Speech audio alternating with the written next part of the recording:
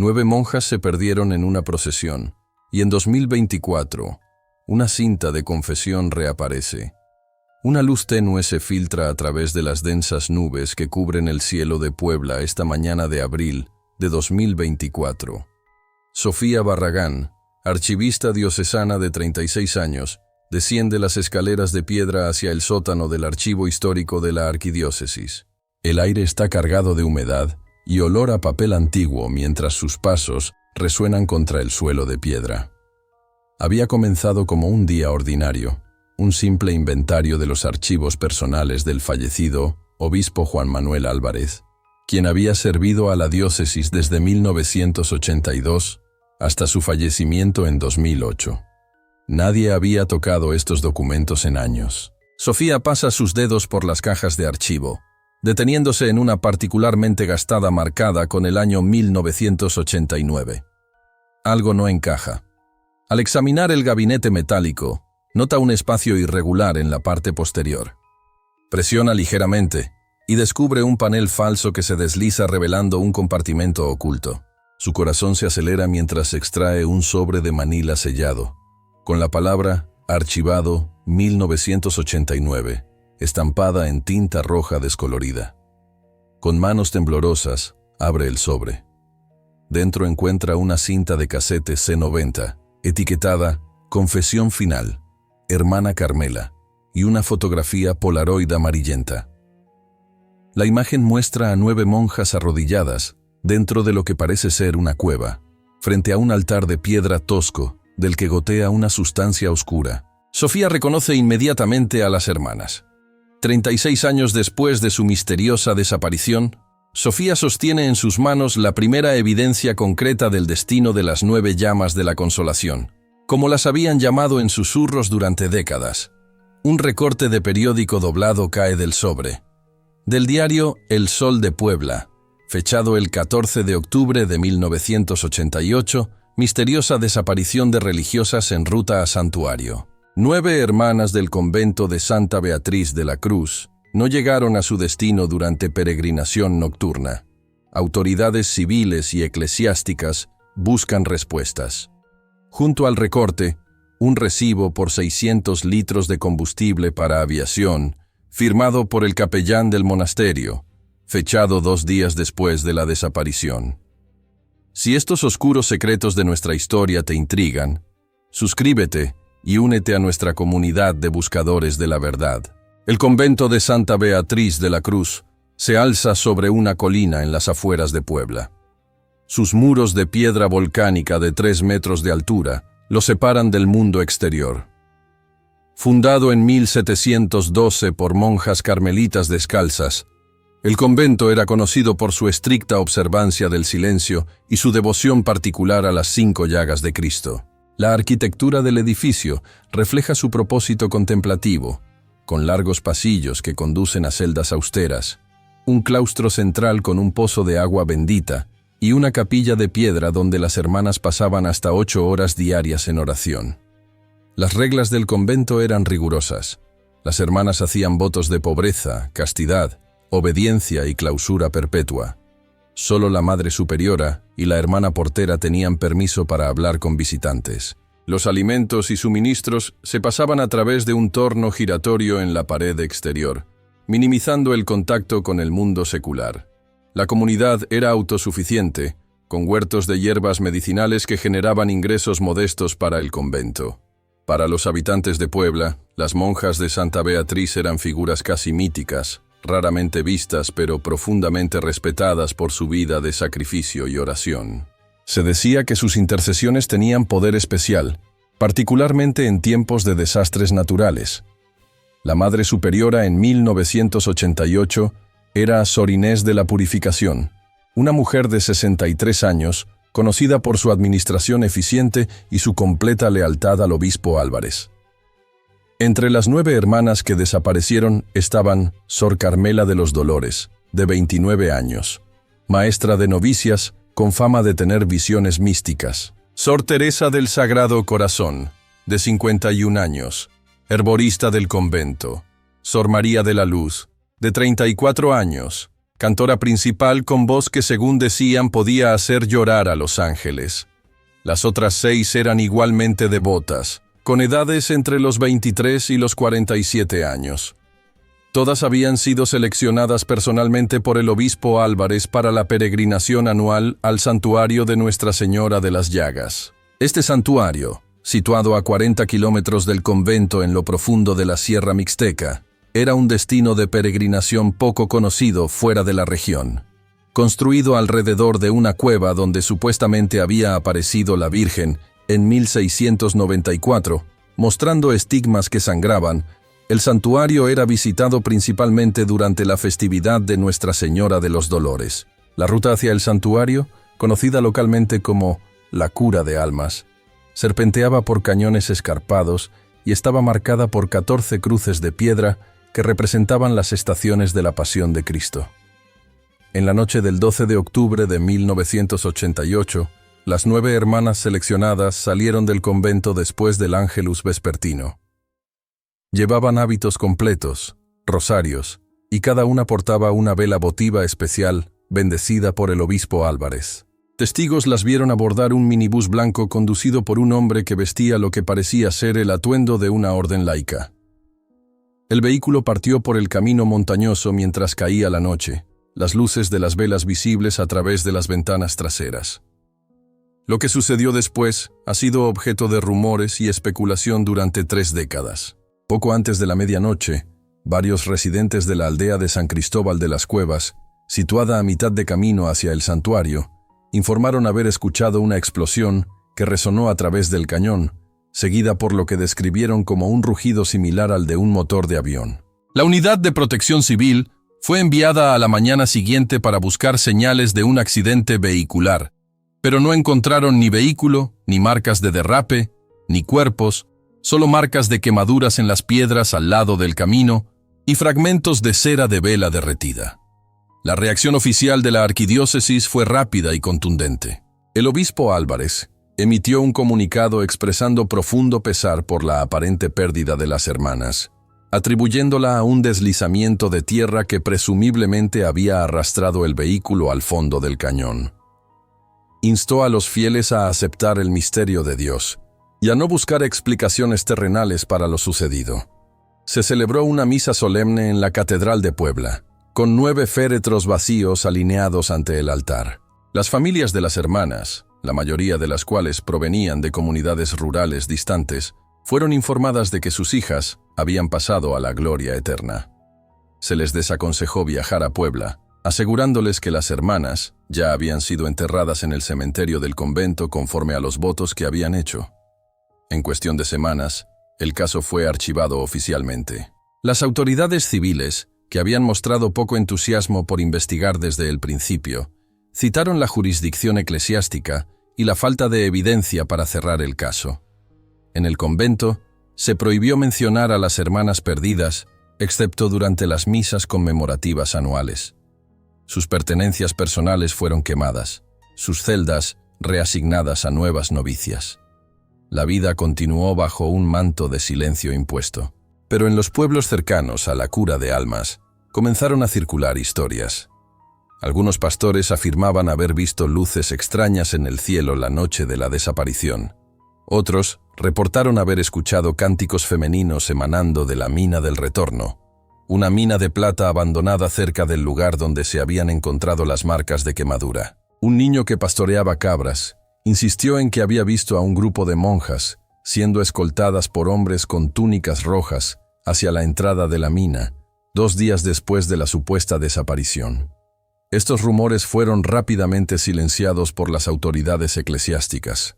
El párroco local predicó contra la difusión de supersticiones y amenazó con negar los sacramentos a quienes perpetuaran tales historias. Los periodistas que mostraron interés en investigar recibieron cartas de cese y desistimiento de los abogados diocesanos. Un reportero de La Jornada que viajó a la región para investigar sufrió un conveniente accidente automovilístico en el camino de regreso a Ciudad de México. Sobrevivió, pero su cámara y notas se perdieron. Mientras pasaban los años, la historia de las 9 llamas de la Consolación se desvaneció de la memoria pública. Cada aniversario, El convento celebraba una misa discreta, y el obispo Álvarez visitaba personalmente para oficiarla. En 1995, se instaló una pequeña placa de bronce en el jardín del convento, enumerando los nombres de las hermanas bajo la inscripción «Su sacrificio selló la grieta. Su amor nos sostiene». Para los pocos que notaron la extraña inscripción, las explicaciones oficiales variaban. Algunos decían que se refería a su sacrificio espiritual que había reparado una división en la comunidad. Otros sugerían que era simplemente una referencia poética a la devoción de las hermanas a las llagas de Cristo. La verdad permaneció enterrada, custodiada por un círculo cada vez más reducido de confidentes. Mientras tanto, el obispo Álvarez ascendió en la jerarquía eclesiástica, convirtiéndose en asesor de la Conferencia Episcopal Mexicana sobre asuntos relacionados con órdenes contemplativas. El convento de Santa Beatriz prosperó bajo su patrocinio, recibiendo donaciones sustanciales de benefactores anónimos. En 1997 se construyó una nueva ala dedicada a los estudios históricos, con un archivo subterráneo para preservar documentos diocesanos antiguos. Este archivo, irónicamente, albergaría eventualmente las pruebas de la conspiración. En 2001, cuando un terremoto de magnitud 5.3 sacudió la región, causando daños menores pero ninguna víctima, el obispo Álvarez atribuyó públicamente la limitada destrucción a la intercesión de las 9 llamas. Fue la primera vez que usó este término públicamente, aunque había aparecido en documentos internos años antes. En correspondencia privada con un cardenal del Vaticano, revelada años después, Álvarez escribió sobre el poder sacrificial de las vírgenes consagradas como un baluarte contra las fuerzas telúricas que amenazan nuestra tierra. El comentario pasó desapercibido en ese momento, considerado meramente como lenguaje devocional florido. A medida que pasaban las décadas, surgieron patrones inquietantes. Cada 40 años aproximadamente, coincidiendo con períodos de mayor actividad sísmica en la región, grupos de peregrinos desaparecían a lo largo de la cura de almas. Registros parroquiales de 1819 mencionaban la inexplicable desaparición de 7 doncellas que viajaban a orar al santuario. Un diario de 1929 documentaba la misteriosa pérdida de 11 seminaristas y su director espiritual durante una peregrinación nocturna. En cada caso, las autoridades eclesiásticas desalentaban las investigaciones y pronto erigían memoriales que celebraban el sacrificio espiritual de los desaparecidos. Una vez cada pocas generaciones, los residentes locales observaban un patrón, pero la memoria institucional era siempre más fuerte que la memoria comunal. Las familias se mudaban, los testigos fallecían, los documentos se perdían o se suprimían deliberadamente. Solo permanecía la organización, los custodios del dolor purísimo, una orden laica vagamente afiliada a la Iglesia, pero que operaba con considerable autonomía y recursos financieros. Sus miembros, principalmente hombres de familias adineradas con conexiones tanto a la Iglesia como a intereses mineros, mantenían un perfil público bajo. Sus estatutos, guardados en los archivos vaticanos, describían su misión como mantener antiguas tradiciones de devoción y asegurar la continuidad de ciertas prácticas sagradas en tiempos de necesidad. La naturaleza exacta de estas prácticas nunca se especificaba en documentos públicos. Lo que se conocía, principalmente a través de registros fiscales y escrituras de propiedad, era que los custodios habían adquirido extensas propiedades alrededor de la mina del Retorno a lo largo de los siglos. La mina misma, supuestamente agotada de plata a mediados del siglo XIX, había pasado a su control en 1976. Más revelador, era un conjunto de ledgers de la Inquisición, descubiertos durante la renovación de la Biblioteca Nacional en Ciudad de México, en 2012. Estos documentos, que habían pasado desapercibidos en una colección más grande de registros financieros, detallaban envíos de medicinas nocturnas desde la región de la mina en 1694 y 1741, coincidiendo con terremotos devastadores. Las medicinas nunca se describían completamente, pero se valoraban extraordinariamente y se enviaban directamente al virrey. Una nota marginal en latín mencionaba su eficacia para calmar los temblores de la tierra. Mientras los años pasaban, el caso de las 9 monjas se convirtió en una nota al pie en la historia de Puebla. El obispo Álvarez falleció en 2008, llevándose aparentemente sus secretos a la tumba. El convento de Santa Beatriz continuó su existencia tranquila. Sus habitantes actuales, apenas conscientes de la tragedia que había ocurrido décadas antes. Y luego, en abril de 2024, Sofía Barragán encontró el sobre oculto. Lo que siguió fue una cascada de revelaciones que sacudirían los cimientos de la fe en la región. Sofía, nieta de un técnico de sonido, reconoció inmediatamente el valor potencial de la cinta de casete. En lugar de entregarla a sus superiores eclesiásticos, contactó a una antigua compañera de universidad, Paloma Reyes, ahora periodista investigativa para El Universal. El nombre de Sor Carmela de los Dolores resonaba fuertemente con Paloma, cuya tía había sido una de las 9 monjas desaparecidas. Durante 36 años, su familia había aceptado a regañadientes la explicación oficial, consolándose con la creencia de que su amada tía había muerto en un trágico accidente mientras servía a Dios. La existencia de la cinta sugería una historia muy diferente. Con la ayuda de un técnico de audio forense de la Universidad Nacional Autónoma de México, Paloma y Sofía reprodujeron cuidadosamente la frágil cinta. La voz que emergió estaba cargada de terror y resignación. Sor Carmela hablaba en susurros entrecortados, a veces interrumpidos por sollozos. Describió cómo las 9 hermanas habían sido desviadas de su ruta hacia el santuario y llevadas a la mina del retorno. Allí, hombres que se identificaron como los custodios del dolor purísimo les informaron que habían sido elegidas para un honor sagrado. Su sangre pura mantendría la herida abierta, previniendo un cataclismo que amenazaba con destruir toda la región. Les dijeron que grabaran confesiones finales como preparación para su gloriosa transición. En la grabación, Sor Carmela expresó dudas sobre la santidad de lo que estaba por ocurrir. Mencionó escrituras antiguas mostradas por los custodios, supuestamente datando del siglo XVII, que hablaban de una rasgadura celestial que requería sangre virginal para permanecer abierta. Esta rasgadura, según la explicación que les dieron, era un canal directo de comunicación con lo divino, permitiendo que las oraciones por protección contra desastres naturales fueran escuchadas más claramente. Mientras Sor Carmela hablaba, se escuchaban cánticos en el fondo, voces masculinas entonando lo que parecía ser una variación del Stabat Mater. De repente, la monja jadea. Se escuchan pasos acercándose. Susurra apresuradamente que los hombres están preparando el altar con resina de copal, mezclada con otro líquido que huele fuertemente a combustible. Su última frase, apenas audible, menciona helicópteros y la orden del obispo Álvarez. Luego se escuchan disparos, gritos y un rugido como de llamas intensas antes de que la grabación termine abruptamente. El análisis forense de la cinta confirmó su autenticidad, datándola claramente de octubre de 1988. No había signos de manipulación o edición. La voz coincidía con grabaciones existentes de servicios corales en los que Sor Carmela había participado. El ruido de fondo, cuando se analizó, contenía frecuencias consistentes con los rotores de un helicóptero y la acústica de un espacio cavernoso. La investigación comenzó a tomar forma, impulsada por la indignación de Paloma y la crisis de fe de Sofía. Reclutaron al doctor Adrián Toledo, un geoquímico forense de la Universidad de Puebla con experiencia en análisis de sitios de incendios históricos.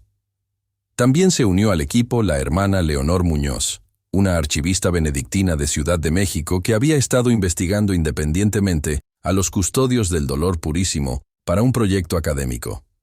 Juntos, formaron un equipo investigativo con las habilidades complementarias necesarias para desentrañar un misterio de 36 años. Su primera tarea fue verificar los aspectos físicos de la historia. Con equipos de detección portátiles, el doctor Toledo analizó muestras de las piedras en el sitio donde se habían encontrado las marcas de quemadura en 1988.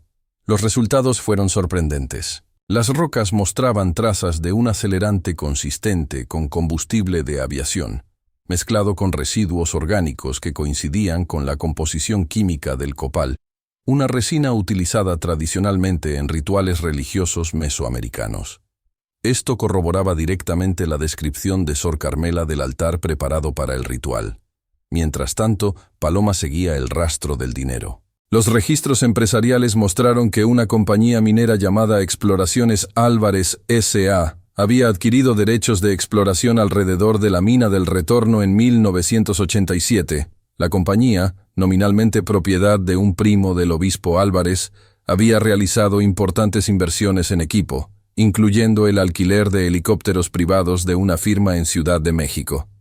Los registros de compra de combustible mostraban un patrón peculiar, con grandes cantidades adquiridas en fechas que coincidían con celebraciones religiosas significativas.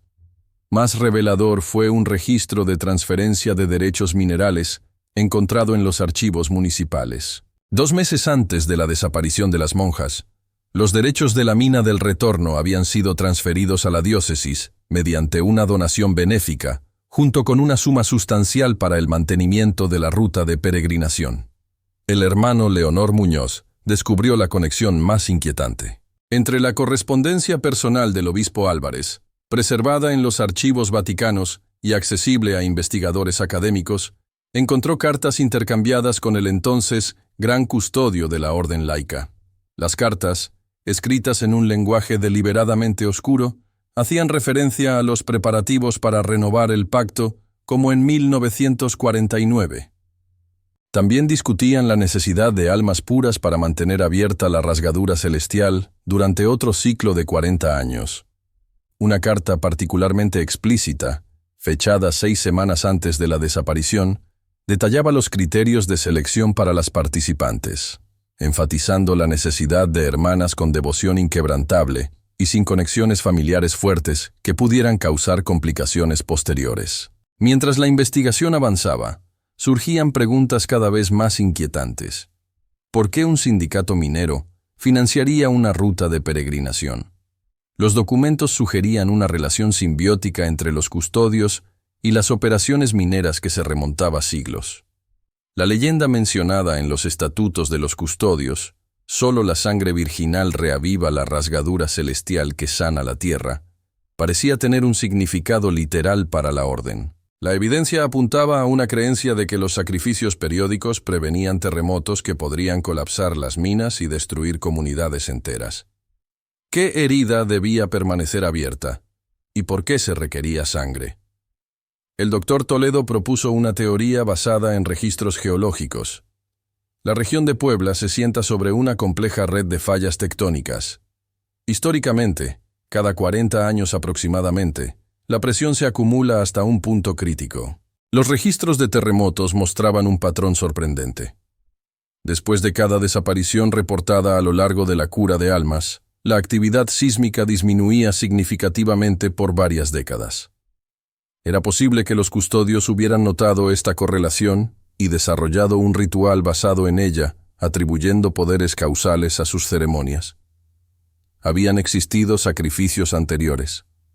La evidencia era circunstancial pero convincente. Los ledgers de la Inquisición, las desapariciones documentadas en 1819 y 1929, y referencias en diarios personales de obispos anteriores a momentos de grave necesidad cuando se requirieron medidas extremas para proteger a los fieles, todo apuntaba a una tradición de sacrificio mucho más antigua de lo que nadie había sospechado.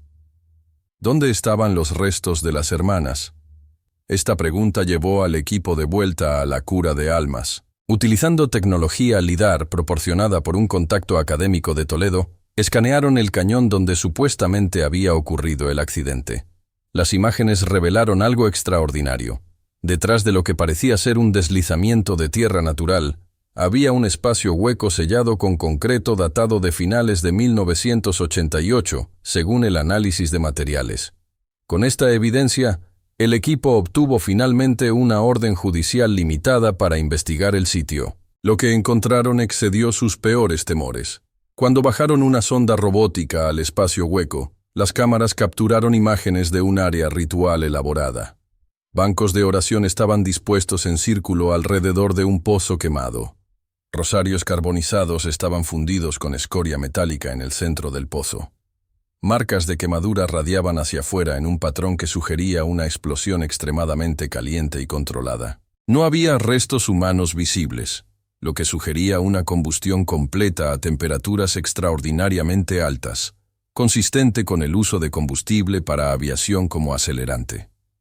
La Policía Federal Mexicana emitió inmediatamente una orden de cierre citando gases peligrosos, mientras los abogados de la Iglesia obtenían un mandato judicial para detener lo que llamaron profanación de tumbas.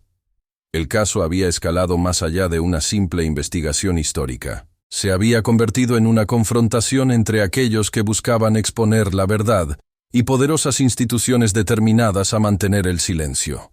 Mientras el equipo luchaba con obstáculos legales, surgió otra línea de evidencia igualmente impactante. Memorandos filtrados del Vaticano expusieron la solicitud del obispo Álvarez en 1990 para la beatificación de las 9 llamas de la Consolación. En su petición, describía su inmolación voluntaria como un acto de supremo sacrificio que había prevenido un cataclismo. Incluía testimonios de miembros de los custodios, atestiguando milagros atribuidos a la intercesión de las monjas, principalmente relacionados con la protección contra desastres naturales.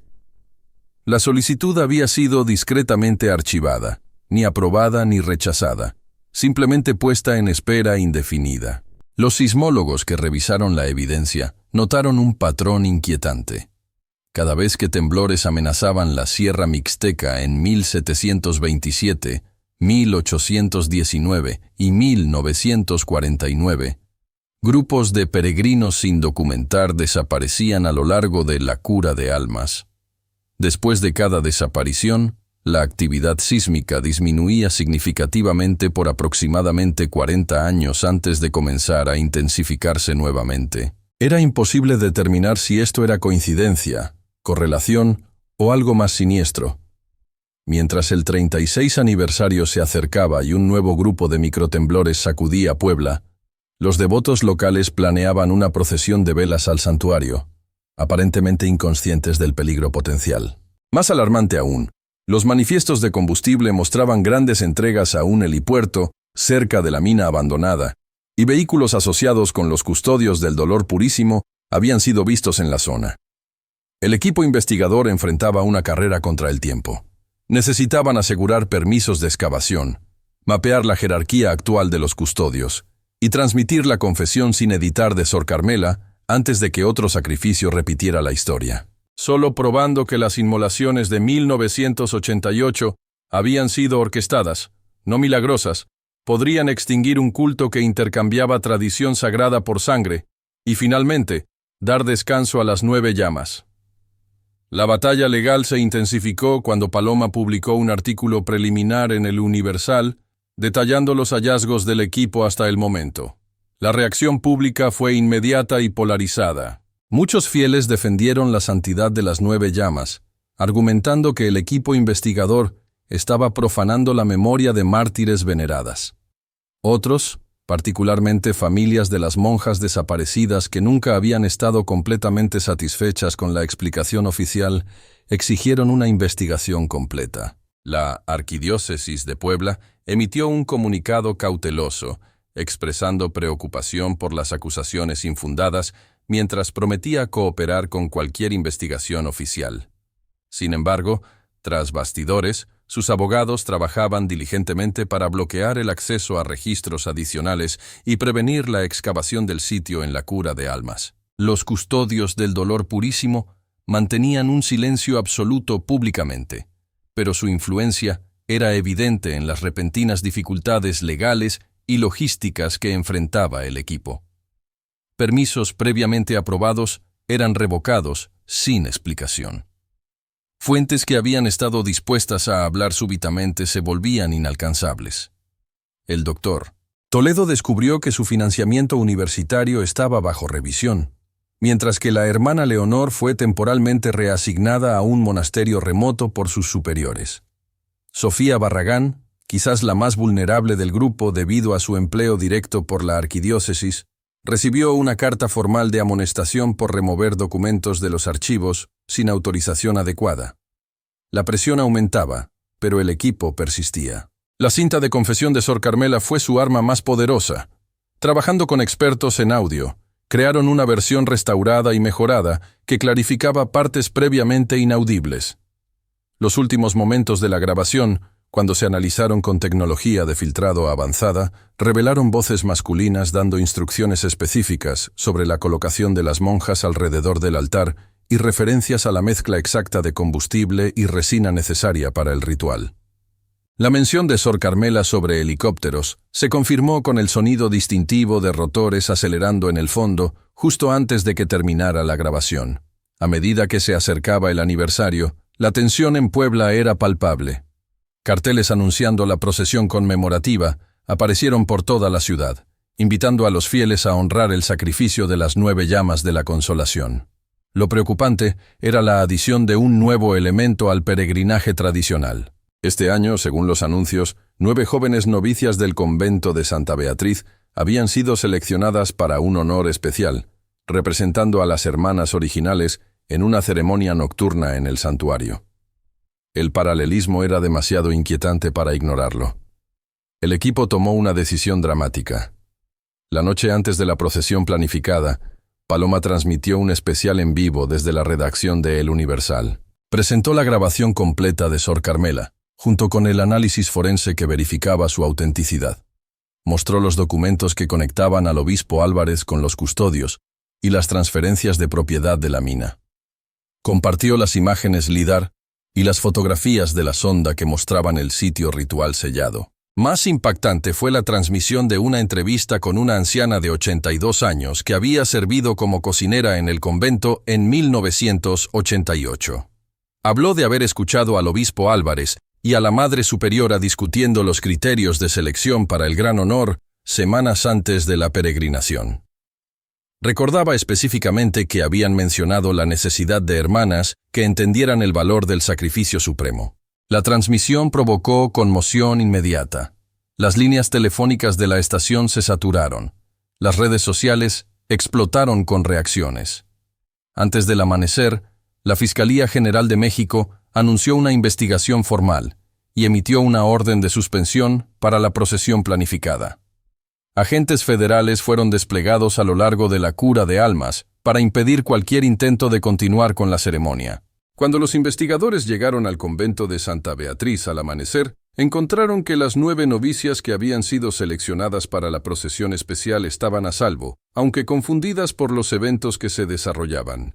La Madre Superiora actual fue detenida para interrogatorio, junto con 3 miembros identificados de los custodios que habían llegado al convento esa mañana.